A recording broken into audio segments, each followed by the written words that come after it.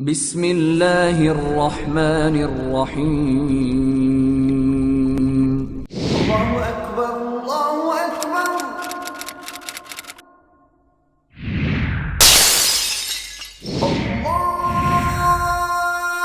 الله أكبر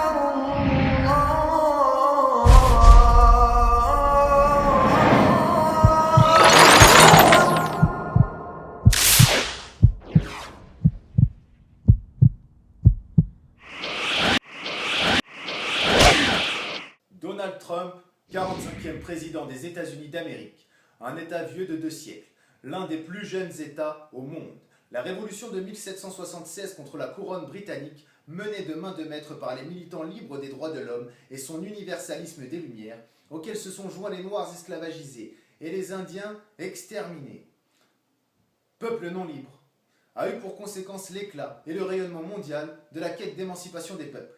Les Indiens et les Noirs résistant contre la tyrannie britannique ont pensé, partiellement à tort, que cette révolution qui avait pour but de se défaire de l'emprise du Royaume-Uni allait leur permettre d'accéder à plus de droits, de liberté et in extenso à la liberté humaine dans son entière conception, l'autodétermination, ce droit inaliénable des peuples. Cependant, ces derniers furent vite dupés et ne s'en rendèrent compte que plus tard. Ceux qui leur avaient promis monts et merveilles avaient oublié de leur préciser que les peuples mélanodermes allaient encore en baver sur plusieurs siècles avec les États-Unis naissants, futur nouvel empire mondial, plus puissant que les précédents, plus violent, plus pernicieux. Comme dans toute chose ici-bas, il y a du bien et du mal qui a résulté de cette révolution nord-américaine aux conséquences internationales. Et les populations sur lesquelles crache aujourd'hui Trump, avec classe et subtilité peu travaillée, sont celles qui, comme les Maghrébins et Africains subsahariens durant les Premières et Secondes Guerres mondiales, ont permis aux partisans de la liberté d'arracher cette émancipation des mains grasses des impérialistes anglais. Tant de faits ignorés, de réalités étouffées et d'idéaux rendus utopiques pour anesthésier toute tentative de révolte constructive et non destructrice, comme c'est le cas la plupart du temps, sont autant de raisons ayant mené le peuple américain à élire un despote de cette envergure. Un despote républicain, qui, non content de nourrir un sentiment ségrégationniste à l'égard des fils de ceux qui ont mené à la libération de la terre, qu'il foule quotidiennement de ses pieds grassouillés, s'en ira une fois de plus s'occuper des petits paysans innocents du tiers-monde, les arrosant généreusement de bombes US, telle une marque de chocolat chaud distribuée dans les épiceries africaines pour réchauffer le cœur des enfants démunis et affamés. Il dira alors « Notre démocratie défend la liberté des peuples », sans jamais ajouter que les peuples ont besoin de liberté d'action, du droit à l'autodétermination. Cela dit, le déterminisme d'un Donald, qui devrait en l'occurrence et à juste titre porter le nom de Picsou Trump, tant ces milliards ne sont point innocents dans son ascension à la Maison Blanche, est accouplé à sa cupidité que les futurs candidats aux élections présidentielles françaises partagent pleinement. Félicitations en trombe, on sort le champagne de la droite à la gauche pour saluer la noble victoire de Mr. Trump. Nicolas Sarkozy, François Hollande, Manuel Valls, Marine Le Pen, Jean-François Copé et l'ensemble des autres islamophobes, impérialistes et philanthropes assumés se sont positionnés en faveur de l'élection du plus texan des New-Yorkais. Le diable, à l'allure de cow-boy, misogyne, xénophobe, raciste et racialiste, Donald Trump a nourri la joie de ceux qui ont pour leitmotiv la lutte contre la morale universelle, celle-là même qui est dictée depuis des millénaires par les 3 religions révélées, qu'il s'acharne quotidiennement à combattre, avec une préférence pour la religion ultime. L'unique à être historiquement parfaitement conservé, l'islam.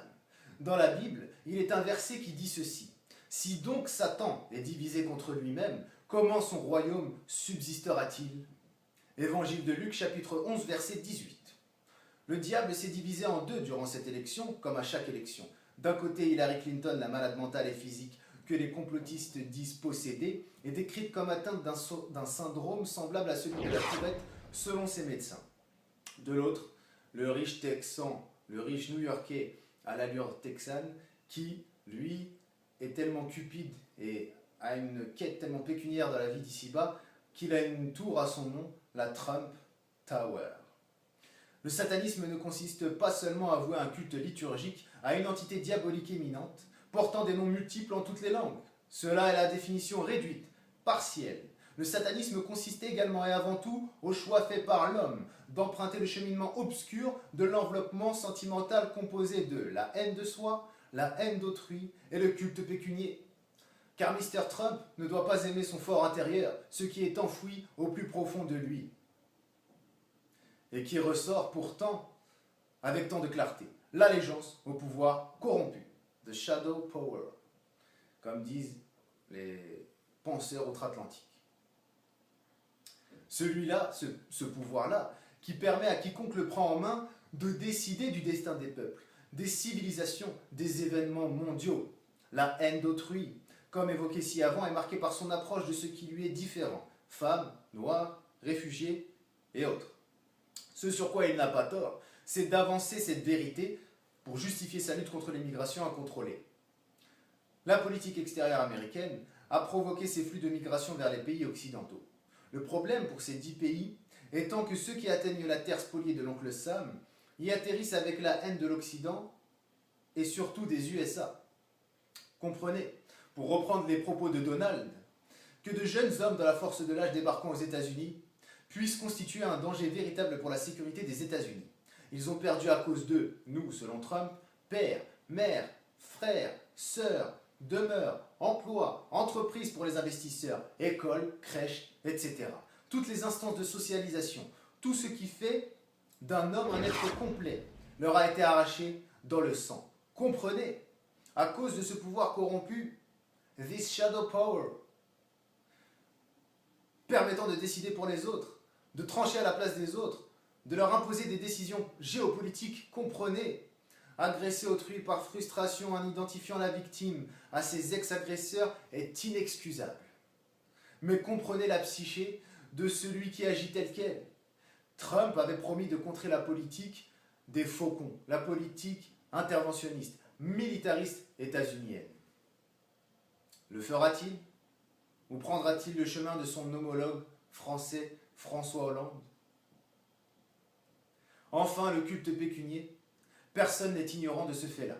Ils font la guerre aux Arabes pour le pétrole, disent les gens. La réalité est beaucoup plus complexe, entre les luttes idéologiques, civilisationnelles, les guerres d'alliance et autres. Ce qui est certain, c'est que le budget militaire américain est en déficit depuis la Seconde Guerre d'Irak, et que les USA ont tout intérêt à laisser faire le sale boulot à leurs alliés dans la région pour tenter de réparer le crime contre l'humanité perpétré par les G.I. Joe ayant fait ainsi naître les G.I. Joe, récupérant un billet par la même occasion. Que ce soit Donald Trump ou un autre, l'agenda extérieur américain poursuivra son long chemin impérial, et pas seulement impérialiste. Les États-Unis sont plus que jamais des géants aux pieds d'argile, comme exprimé par la vision de Daniel, une puissance paraissant invulnérable, tenant sur un socle d'argile. Comme le royaume babylonien de Nabuchodonosor II, les États-Unis d'Amérique battent de l'aile, chutent progressivement dans le profond abîme de l'histoire. Une chute lente mais certaine, une chute inévitable. Il est un droit d'Allah de faire chuter tout ce qui s'élève ici-bas, dit le prophète Mohammed, paix et bénédiction divine sur lui, sallallahu alayhi wa sallam, dans un hadith rapporté par Ahmed, Al-Bukhari, Al-Nasa'i, Abu Daoud et authentifié par Al-Albani. Les États-Unis ne font pas exception à la règle divine ici citée quant à la chute dont nous parlons. Tous les empires se sont élevés au-dessus des hommes, des Mésopotamiens à l'Empire romain, et chacun d'entre ces empires chuteront. L'homme seul s'élève, s'élance, ralentit par fatigue, puis chute. Les choses sont ainsi faites par décret divin, que l'on y croit fermement ou non, que l'on explique ce phénomène scientifiquement, au sens positif ou simplement par raisonnement logique. Tout ce qui monte tombe à un moment donné, prédéfini par cette loi universelle. Tant d'efforts ont été fournis pour résister à cette épreuve inéluctable, cette vérité inévitable, cette barrière à la course des richesses, celle qui nous fera visiter les tombes, dans ce double sens de la visite profanatoire des demeures funèbres ainsi que la mort nous attendant à la fin de cette course mondaine. Donald Trump fut élu. Il trépassera sur le plan présidentiel et vital. D'autres présidents suivront. D'autres générations se succéderont les unes aux autres, sans que cette loi ne bouge d'un iota, d'un anion, même pas d'un cation. Faire une fixette sur cet événement, qui est certes important historiquement et actuellement, serait faire fi de tous les enjeux politiques et géostratégiques se jouant aujourd'hui sous nos yeux ébahis. Ébahis par tant de recours à l'image, à l'impression, l'apparat plus que jamais essentiel pour diffuser un message, pour faire passer un message précis, le message paternaliste du très tristement célèbre « I want you » dans mon armée. I want you dans mon entreprise. I want you dans ma circonscription. I want you parce que tu m'es utile. Une fois passé ton utilité, on te jette tel un Kleenex dans une benne publique de l'histoire.